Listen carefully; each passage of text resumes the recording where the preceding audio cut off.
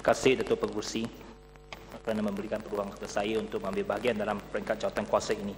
Saya ada dua perkara yang saya nak ingin bahaskan berkenaan dengan maksud B1 Parlimen. Yang pertamanya, terbanyak 20 juta ringgit untuk membiayai kos menaik taraf sistem keselamatan Parlimen Malaysia. Saya ingin bertanya kepada pihak Jabatan Perdana Menteri, apakah sistem keselamatan yang telah dibuat ataupun dilaksanakan dalam bangunan Parlimen ini? Kerana ini 20 juta dan saya lihat peruntukan tambahan untuk tahun 2010 untuk tahun ini juga 20 juta. Jadi 40 juta untuk buat sistem keselamatan di Parlimen. Dan kita tak nampak ada apa-apa yang telah dipasang di Parlimen ini untuk menambah keselamatan kita. Yang kita tahu hanya pondok keselamatan telah dipindahkan daripada bangunan Parlimen ini ke buah di pondok di luar. Jadi saya nak tanya, apakah sistem yang telah dipasang untuk bangunan Parlimen ini dan syarikat mana yang telah dilantik untuk melaksanakan tugasan ini? Dan yang keduanya, saya tahu bahawa ahli Parlimen diberikan hak untuk memohon lesen senjata api. Dan kemungkinan ada ahli Parlimen yang ada membawa pistol dan sebagainya. Saya tak adalah. Tetapi saya nak tahu apakah prosedur dalam bangunan Parlimen ini, kerana kita tak nampak ada apa-apa prosedur.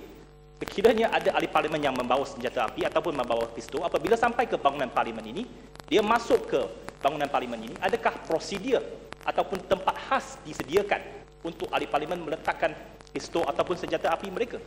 Kerana ini saya rasa penting kepada keselamatan ahli-ahli Parlimen. Kerana kita lihat ada trend, mungkin ada kewarasan yang tidak berapa di kalangan ahli Parlimen, dan ini mungkin akan menyebabkan keselamatan terjejas. Jadi saya pohon bahawa pihak JPM untuk menyediakan satu tempat khas, kalau ada, bagaimana prosedurnya kalau ada di kalangan ahli-ahli Parlimen yang membawa senjata api, supaya mereka ada tempat untuk diletakkan. Yang keduanya berkenaan dengan jumlah 905,000 untuk membiayai B1. Terbanyak 905,000 untuk membiayai kos sambutan Jubli Emas Parlimen sempena 50 tahun penubuhannya. Saya nak tanya, apakah 905,000 ini dipakaikan? Kerana seingat saya, tahun lepas patutnya sambutan Jubli Emas 50 tahun kita ada satu gala dinner. Tetapi dinner ini ataupun majlis makan malam ini sempena Jubli Emas telah dibatalkan.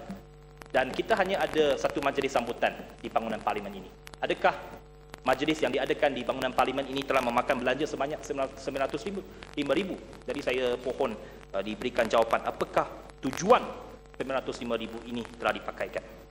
Yang keduanya berkenaan dengan maksud B4 Suruhanjaya Pilihan Raya. Dan nampak ada satu butiran sebanyak 1.5 juta ringgit digunakan untuk membiayai kos menguruskan program pendaftaran pemilih secara bergerak ataupun outreach. Saya nak katakan bahawa di sini kita lihat bahawa SPR tidak begitu berkesan dalam pendaftaran pemilih ini. Dan saya rasa yang lebih berkesan ialah kepada digalakkan kepada penolong-penolong berdaftar daripada parti-parti politik. Kerana bagi kita di Pakatan Rakyat, mengikut satu laporan dalam DH dari 2 hari lepas, di kalangan 3 parti dalam Pakatan Rakyat, tahun lepas kita telah mendaftarkan 40,000 pengundi baru. 3 parti kita dapat 40,000 pengundi baru. Barisan Nasional 13 parti, tak sampai 30,000. Kita lebih berkesan.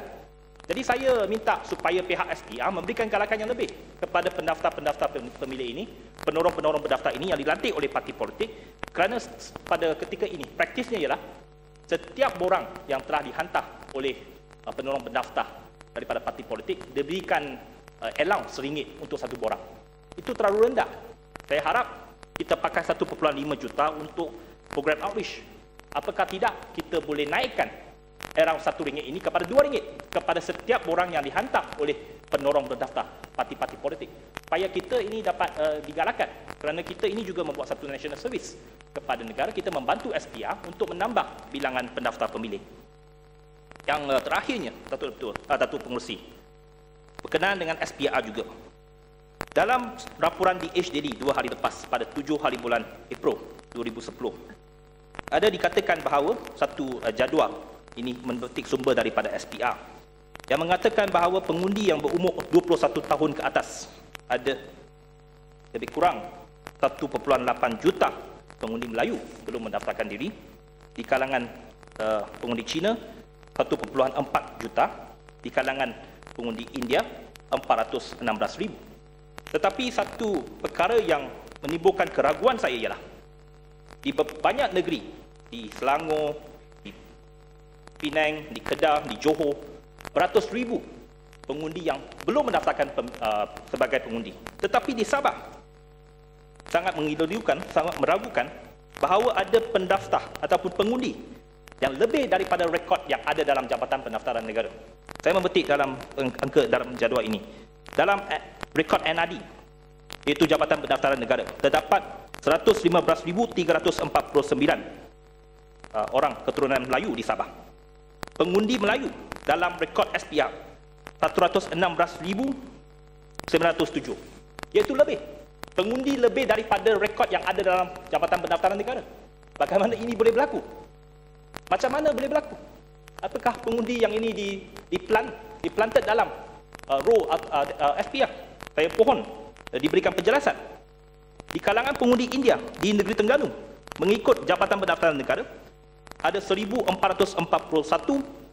rakyat Malaysia berketurunan India di Terengganu. Tetapi dalam rekod SPR, ada 1,600 pengundi berketurunan India di negeri Terengganu. Lebih daripada rekod dalam Jabatan Pendaftaran Negara. Jadi mengapa perkara ini boleh berlaku? Kerana ini menambahkan lagi persepsi kita bahawa keraguan terhadap daftar pemilih SPR. Yang banyak keraguan yang telah dibangkitkan tadi oleh Yang Berhormat Macang, Yang Berhormat Padang Terap dan Yang Berhormat Titi Wangsa. Jadi kita pohon jawapan. Mengapa ada perkara macam ini boleh berlaku? Rekod SPR lebih daripada rekod rakyat yang berada di negeri itu. Jadi kita harap pihak menteri akan memberikan satu jawapan yang jelas kepada perkara ini. Terima kasih.